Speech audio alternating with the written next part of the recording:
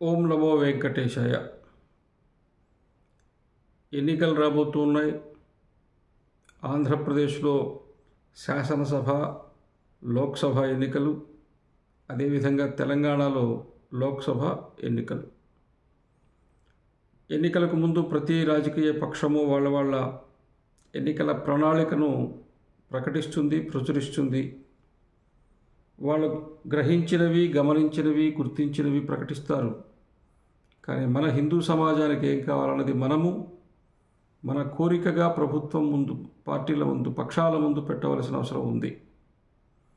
ప్రధానంగా మనం మాట్లాడుతుండేటువంటి విషయము దేవాలయము, దేవాలయ వ్యవస్థ, దేవాలయ నిర్వహణ, దేవాలయ పరిరక్షణ. ఈ అంశానికి సంబంధించిన విషయము చాలా స్పష్టంగా గత 20 సంవత్సరాలుగా మనం నినదిస్తున్నాం, గొంతెత్తుతున్నాం, ఉద్యమిస్తున్నాం, అడుగుతున్నాం, పొందుతున్నాం, సాధిస్తున్నాం.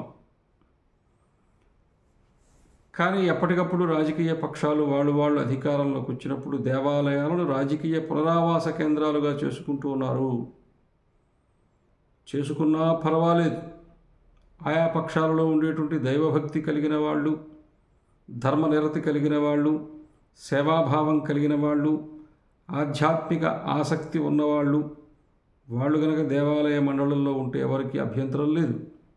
కానీ దేవాలయం అంటే తెలియని వాళ్ళు, దేవాలయానికి రానివాళ్ళు, దేవాలయానికి వచ్చేటువంటి కానుకలు ఆదాయంలో నా భాగం ఎంత అని అడిగి వసూలు చేసుకునేవాళ్ళు, దేవాలయాన్ని దోచుకు తినడానికి అలవాటు పడ్డవాళ్ళు ఎక్కువ మంది దేవాలయ మండలంలో వస్తున్నారు. వాళ్ళకి అర్చకులంటే గౌరవం లేదు, దేవుడి మీద భక్తి లేదు, సాంప్రదాయం పట్ల శ్రద్ధ లేదు, మతం పట్ల విశ్వాసం లేదు. ఇట్లాంటి వాళ్ళ రాజకీయాల్లో మనమేమో దేవాలయాలను రాజకీయ పునరావాస కేంద్రం చేస్తున్నారని అంటున్నాం.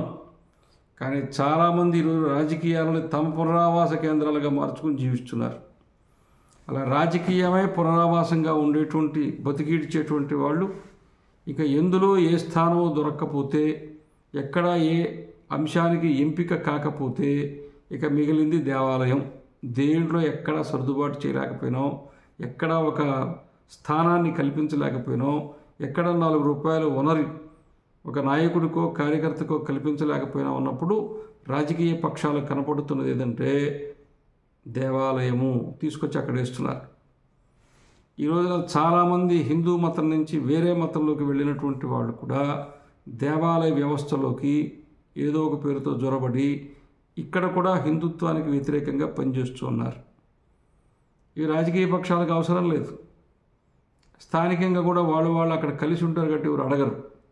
కానీ మన ధర్మానికి గ్లాని ఏర్పడుతున్నది, కష్టము నష్టము ఏర్పడుతున్నది.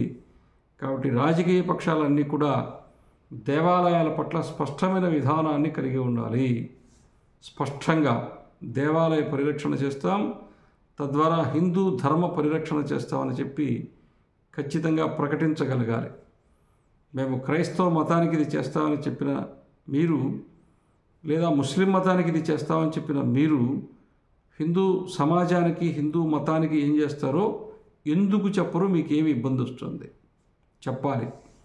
ఇటీవల మనం చూస్తున్నాం. కాబట్టి మతాన్ని గురించి ఎంత గొప్పగా చెప్పుకుంటూ ఉన్నారు. కాబట్టి మీరు కూడా మీ ఎన్నికల ప్రణాళికల్లో దేవాలయ పరిరక్షణ చేస్తాము, దేవాలయాల ఆస్తులు కానీ భూములు కానీ కాపాడుతాము, ఎవరు ఆక్రమించుకున్నా వదిలిపెట్టము, ముఖ్యంగా మా రాజకీయ పక్షాల్లో ఎవరైనా ఆక్రమించుకుంటే వాళ్ళను కూడా మేము కాపాడము, రక్షించము అని మీరు తెగేసి హిందూ సమాజానికి చెప్పాల్సిన అవసరం ఉంది. ఈ రోజున ఎవరు అధికారంలోకి వచ్చినా దేవాలయాల విషయంలో కొంచెం ఇబ్బందిగా ఉంది. గత 5 సంవత్సరాలుగా కనుకైతే అసలు దేవాలయాల భూమికి రక్షణే లేకుండా పోయింది. ఎవరిని అడిగితే వాళ్ళ మీద దాడులు కూడా చేస్తున్నారు. కాబట్టి ఇంత దాష్టీకము, ఇంత క్రౌర్యము, ఇంత స్వార్థము ఉండాల్సిన పరిస్థితులు వద్దు.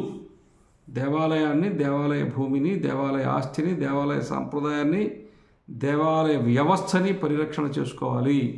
దీనికి మా రాజకీయ పక్షము సిద్ధముగా ఉంది. అందుకు మేము కట్టుబడి ఉంటామని చెప్పి మీ ఎన్నికల ప్రణాళికలో ప్రకటించండి. జై శ్రీరామ్.